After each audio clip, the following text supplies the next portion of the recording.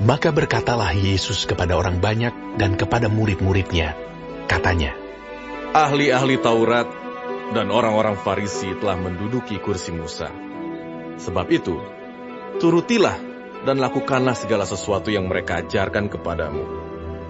Tetapi, janganlah kamu turuti perbuatan-perbuatan mereka, karena mereka mengajarkannya tetapi tidak melakukannya. Mereka mengikat beban-beban berat, lalu meletakkannya di atas bahu orang, tetapi mereka sendiri tidak mau menyentuhnya. Semua pekerjaan yang mereka lakukan hanya dimaksud supaya dilihat orang. Mereka memakai tali sembahyang yang lebar dan jubah yang panjang. Mereka suka duduk di tempat terhormat dalam perjamuan dan di tempat terdepan di rumah ibadat. Mereka suka menerima penghormatan di pasar dan suka dipanggil rabi.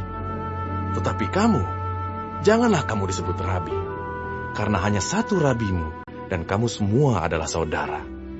Dan janganlah kamu menyebut siapapun bapa di bumi ini, karena hanya satu bapamu, yaitu Dia yang di sorga. Janganlah pula kamu disebut pemimpin, karena hanya satu pemimpinmu, yaitu Mesias. Barang siapa terbesar di antara kamu, hendaklah ia menjadi pelayanmu. Dan barang siapa meninggikan diri, ia akan direndahkan. Dan barang siapa merendahkan diri, ia akan ditinggikan. Celakalah kamu, hai ahli-ahli Taurat dan orang-orang Farisi.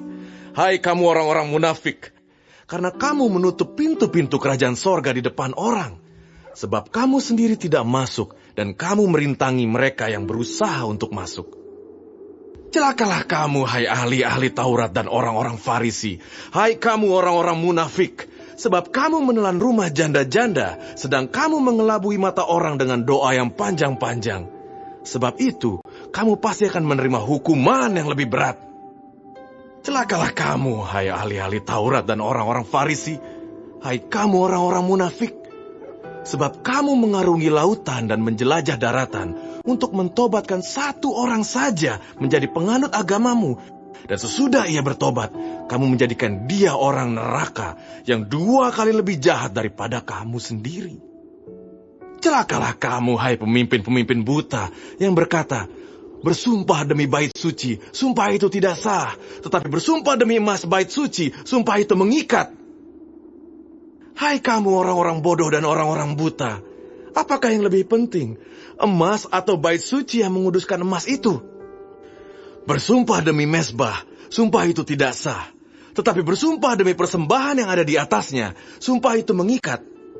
Hai kamu orang-orang buta, apakah yang lebih penting, persembahan atau mezbah yang menguduskan persembahan itu? Karena itu, barang siapa bersumpah demi mezbah, ia bersumpah demi mezbah dan juga demi segala sesuatu yang terletak di atasnya. Dan barang siapa bersumpah demi bait suci, ia bersumpah demi bait suci dan juga demi Dia yang diam di situ. Dan barang siapa bersumpah demi sorga, ia bersumpah demi tahta Allah dan juga demi Dia yang bersemayam di atasnya. Celakalah kamu, hai ahli-ahli Taurat dan orang-orang Farisi. Hai kamu orang-orang munafik. Sebab persepuluhan dari selasih, adas manis dan jintan kamu bayar. Tetapi yang terpenting dalam hukum Taurat kamu abaikan, yaitu keadilan dan belas kasihan dan kesetiaan. Yang satu harus dilakukan dan yang lain jangan diabaikan.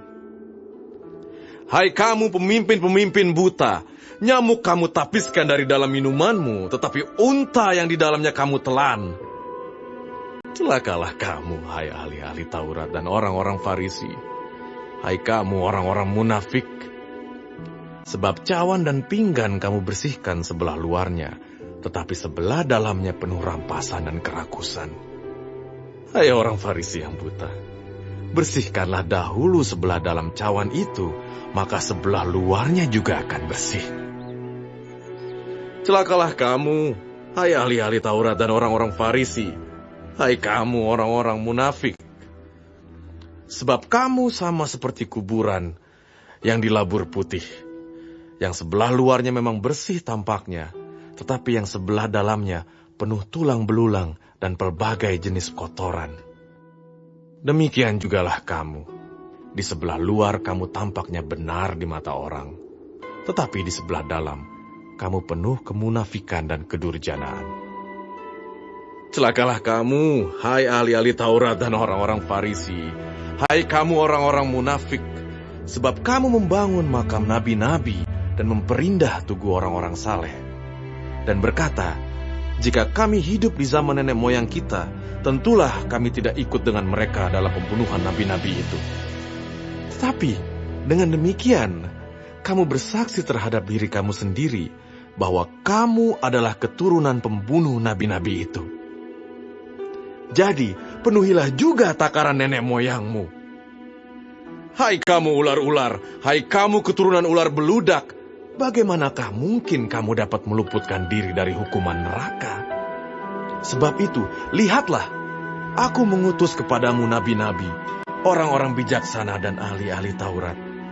Separuh di antara mereka akan kamu bunuh dan kamu salibkan, yang lain akan kamu sesah di rumah-rumah ibadatmu, dan kamu aniaya dari kota ke kota, supaya kamu menanggung akibat penumpahan darah orang yang tidak bersalah, mulai dari Habel, orang benar itu, sampai kepada Zakaria anak Berekhya, yang kamu bunuh di antara tempat kudus dan mezbah. Aku berkata kepadamu, sesungguhnya semuanya ini akan ditanggung angkatan ini. Yerusalem, Yerusalem, engkau yang membunuh nabi-nabi dan melempari dengan batu orang-orang yang diutus kepadamu.